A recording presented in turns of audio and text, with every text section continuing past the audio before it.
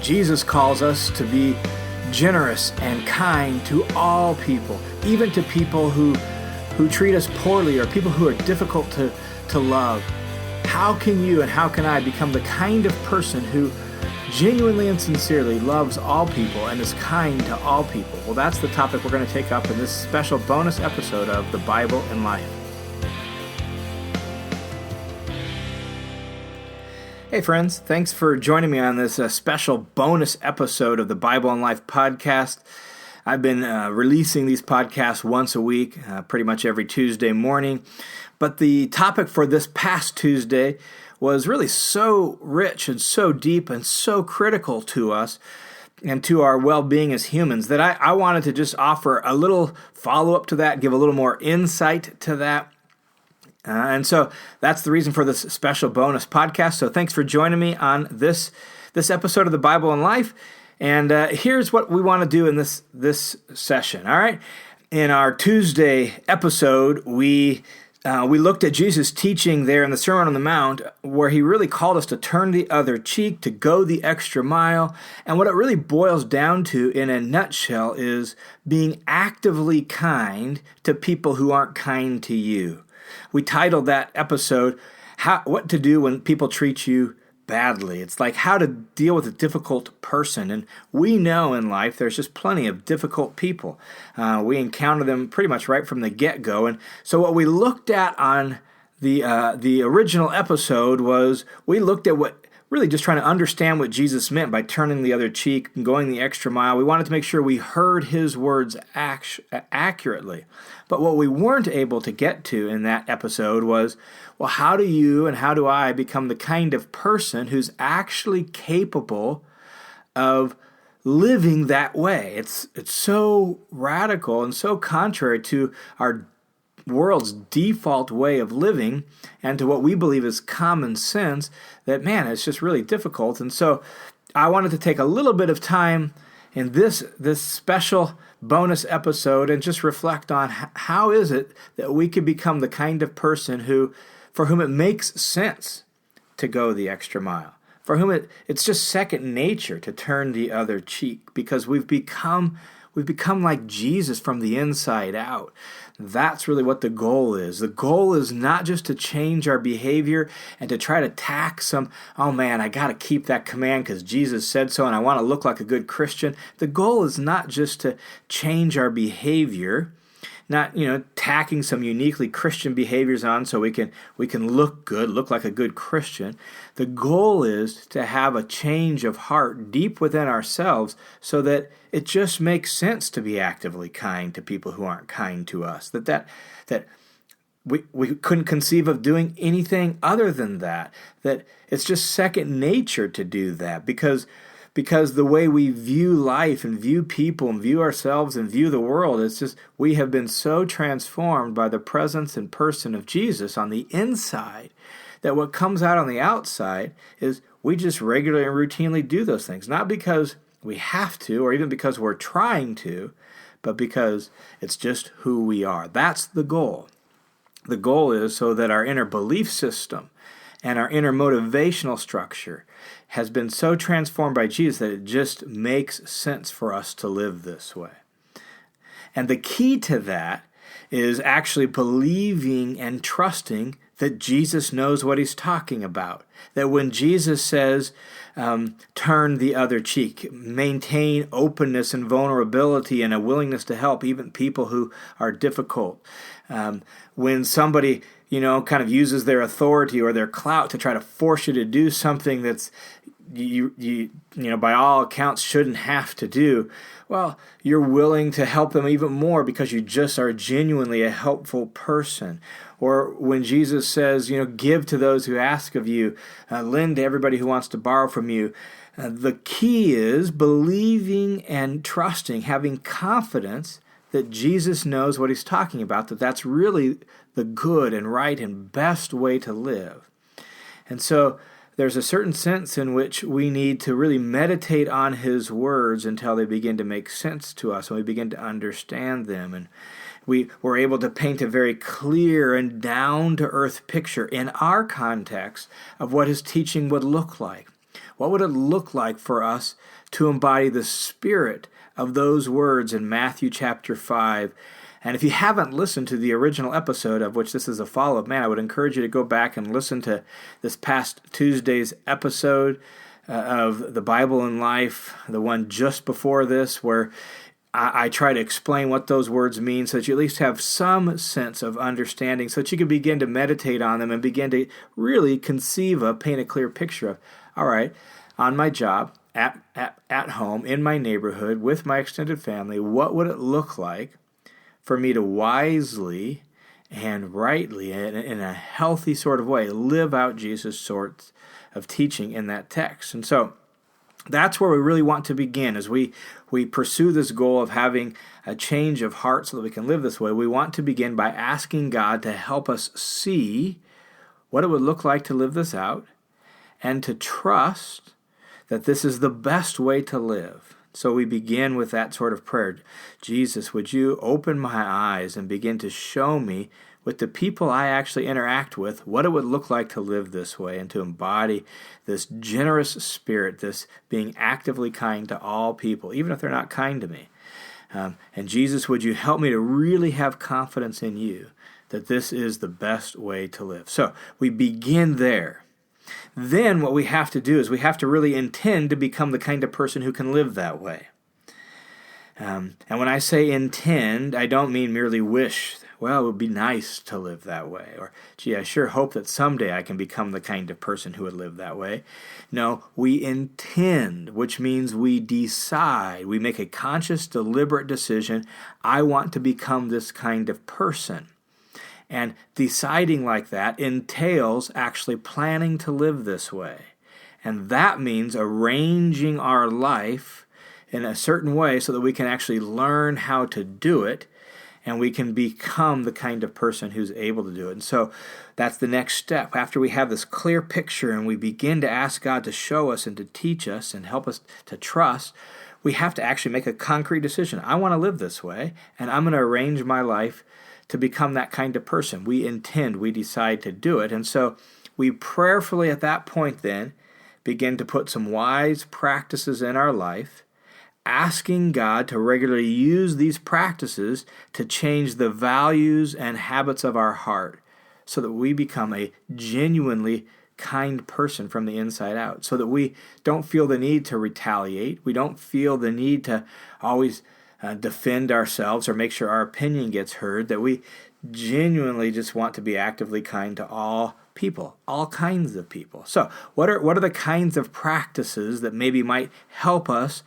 become this kind of person? And remember, we're practicing these things prayerfully with God, under God, just learning not just to add these behaviors to our life. These behaviors are like exercises to really train our mindset and our motivational system and our heart set in a new way of seeing and interacting with people. So the goal is heart change. Don't forget that.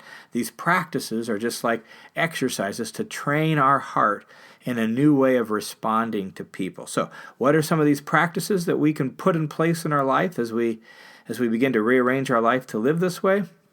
Well, one of the key practices is we've got to begin to fill our mind with God's faithfulness. We've got to fill our mind with God's faithfulness. That means we need to actually come to a place where we have real confidence in God's provision and protection for our lives. We really need to believe that. Not just say we believe that because it's the Christian thing to say, but where we really do have genuine confidence that God's got this, that God's in charge. Whatever comes our way, God knows, God sees, and our life is perfectly safe in God's hand. 1 Peter 4:19 tells us that we should entrust our souls to our faithful Creator and continue to do good. That's what Peter says to us, to entrust your soul to your faithful Creator and continue to do what's good. Well, we need to have confidence in actual living experience that God is faithful, that He is faithful to care for us, to provide for us, to protect us, that our life is genuinely safe and secure in God's hands. And so that means we really need to begin to fill our mind intentionally and deliberately with God's faithfulness. How can we do that? Well, let me just suggest memorizing passages like Psalm 23. Memorize Psalm 23 and meditate on it. Pray it into your soul. Begin to imagine it. Do you learn to really trust that indeed the Lord is my shepherd? Yahweh, this all-sufficient, self-sustaining creator God, is my shepherd, and he's a good shepherd who's already laid down his life for me. So we begin to pray through Psalm 23 and meditate on it. We fill our mind with it so that even though I walk through the valley of the shadow of death, I fear no evil. Why? Because you're with me, Lord, and I have confidence in you that you'll take care of me and that you'll lead me to a safe and secure place, that my life is safe and secure in your hands. So how do we fill our mind with God's faithfulness? Well, we memorize passages like Psalm 23 or maybe even Psalm 103. That tells us, bless the Lord, O my soul, and all that is within me. Bless the Lord and forget none of his benefits. And it begins to list those off in Psalm 103. So we memorize those and we meditate on them regularly so that we have this big view of God. And we begin to really genuinely come to have confidence that God's got this, that God's in charge of our life, that his provision and his protection is really all we need. And that will really help us to actually come to a point where we can trust an actual experience that God is a good shepherd, and we can have confidence in him. So that's huge, all right? So that's one practice, filling our mind with God's faithfulness. Another practice is we can actually practice being actively kind in small ways, in simple everyday ways. For example, maybe like for the next 6 weeks, you plan simple ways, at least once a week, you can help out or be actively kind to that annoying coworker or that bothersome neighbor. You think about that person, you think about your situation, and you just intentionally figure, okay, for the next 6 weeks, at least once a week, I'm going to try to be actively kind, genuinely helpful to that person in just some simple everyday way, not draw attention to it, not make a big deal out of it, just genuinely, for the sake of teaching my heart to be actively kind, I'm going to be kind to them. Now, this needs to be done, as I just implied, as a means to the end of retraining your heart.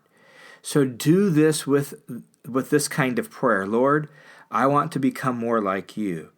So use this act to teach me to be generous and kind, even to difficult people. And then you go and you do it, whatever it is, and you do it prayerfully and gladly, thanking Jesus for the opportunity to do it and gladly having the opportunity to help this person out.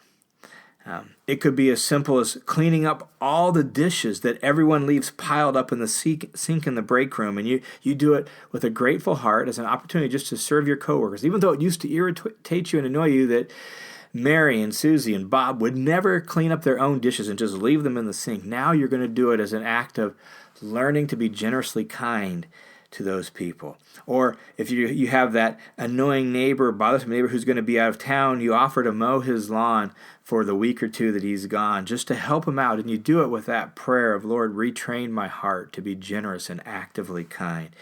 These smaller, everyday kindnesses are ways of training our hearts so that we can be prepared when bigger acts are required. All right? So practice being actively kind in everyday small ways, just as a way of retraining your heart to be generously kind. Here's another exercise that is pretty simple, but sometimes can be very challenging, and that's pray for God's blessing for that difficult person, that annoying person, that hard to be kind to person. Pray for God's blessing for them. Pray for God to do good for them. Pray for God's favor to be on them. Pray for them to have good things in their life. And as you pray that prayer, pay attention to what's going on in your own heart. What do you feel? What do you sense? And you might be surprised to find, wow, I'm more upset by that person. I'm more resentful of that person than I thought. Lord, forgive me for that. Cleanse that out of my heart and change me. Make my heart just soft and tender and kind to all people, even if they're not always kind to me. And so pray for God's blessing for them and really mean it. Really want God to do good to them. And then another practice is this. Practice playing hands off. again, you need to know what triggers your reactions. You need to understand what's going on in your life. But part of the reason it seems like sometimes we pick at people, or we get frustrated with people, or people annoy us so much is we want them to act a certain way. We have expectations of them to do things a certain way, and they're not doing it the way we think they should be doing it, and they're not acting the way we think they should be acting, or whatever it is. Sometimes it's just as simple as that. And so practice playing hands-off teaches us to relinquish control, teaches us to set aside our expectations. They don't have to do it our way. They don't have to be like we think they should be. They don't have to act the way, they don't have to live up to our standard or our approval. We're going to allow others to be themselves and to make their own choices, even if we don't approve of their choices, even if their choices sometimes create difficulties for us.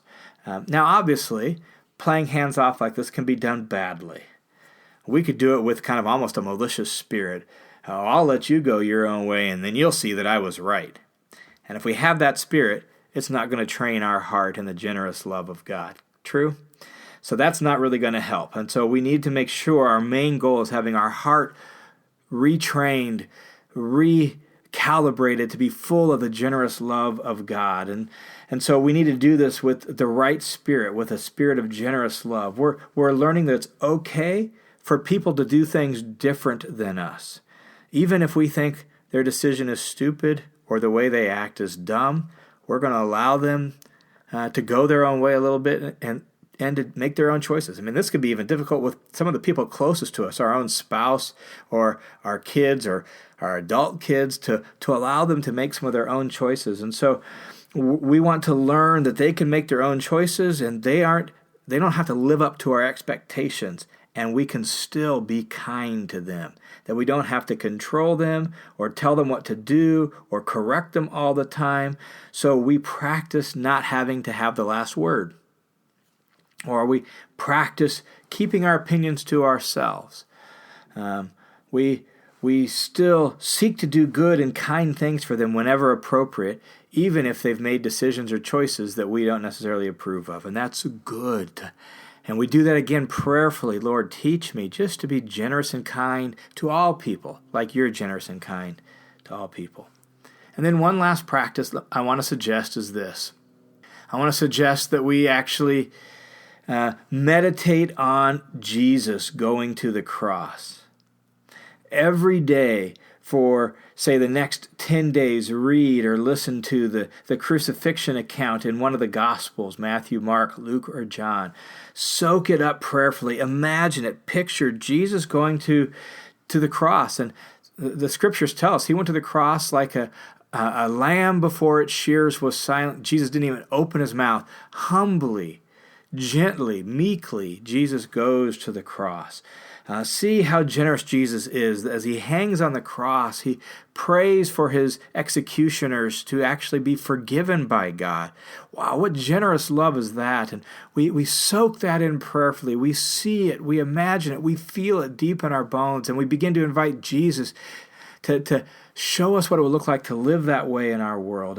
And we see Jesus as he lays down his life for others.